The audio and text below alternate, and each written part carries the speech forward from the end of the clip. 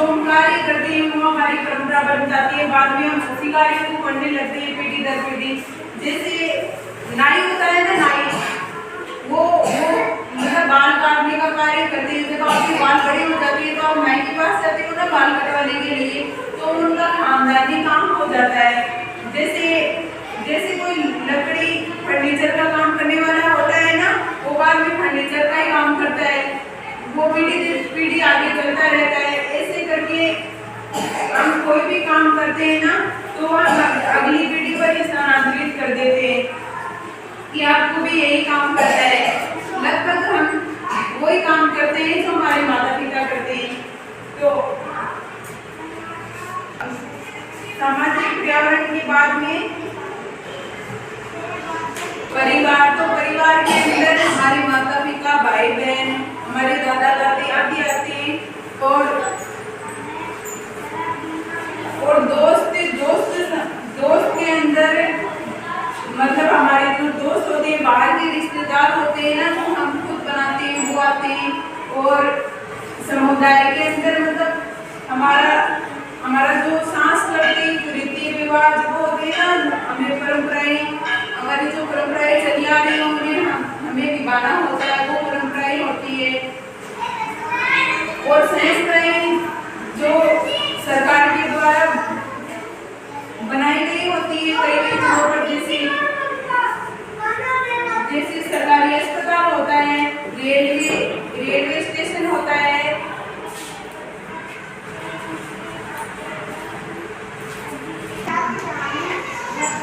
तो अब मैं बताती हूँ सामाजिक परिवेश का महत्व। सामाजिक परिवेश का महत्व होता है कि व्यक्ति को जो समस्याएं होती है ना, वो सामाजिक परिवेश के दौरान व्यक्ति को उसे बाहर निकलने की शक्ति देता है। और सामाजिक परिवेश के दौरान व्यक्ति का सामाजिक विकास और कौशल होता है ना, उसमें सीखने में मदद करता है। सामाजिक परिवेश व्यक्ति को अपने समाज में जगह खोजने, मतलब वो समाज में है कि नहीं है, वो अपने ये बात पता लगाने के लिए सामाजिक परिवेश का सहारा ले सकता है।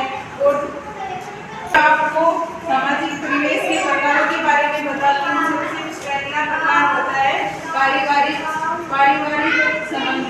तो उसके अंतर्गत हम अपने परिवार के साथ में जो संबंध बनाए रखते हैं उनके बारे में बताया गया है।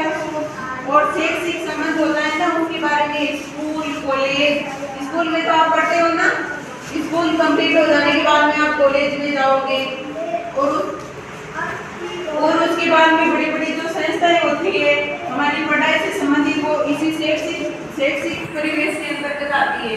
ठीक है ना। आता है कार्यस्थल परिवेश, जहाँ पर हम कार्य करते हैं उन लोगों के साथ में अपना संबंध सही प्रकार से स्थापित करते हैं, तो वो इस परिवेश के अंतर्गत आता है। ठीक है ना। और सामुदायिक संबंध का अर्थ होता है हम अपने समुदाय में रहते हैं ना, तो उनके साथ, उन लोगों के साथ में सही संबंध बनाए रखते हैं, तो वो संबंध इस परिवेश के अंतर्गत आते हैं। ठीक है ना। सांस्कृतिक परिवेश, उसके अंतर्गत हम अपनी संस्कृति और परंपराओं को बनाए रखने के लिए हमें उन्हें ध्यान में रखना चाहिए। और व्यक्ति का जो मानसिक और शारीरिक स्वास्थ्य होता है ना, वो सामाजिक परिवेश के दौरान प्रभावित होता है। इसलिए हमें अपने सामाजिक परिवेश के अंदर घुल मिल कर रहना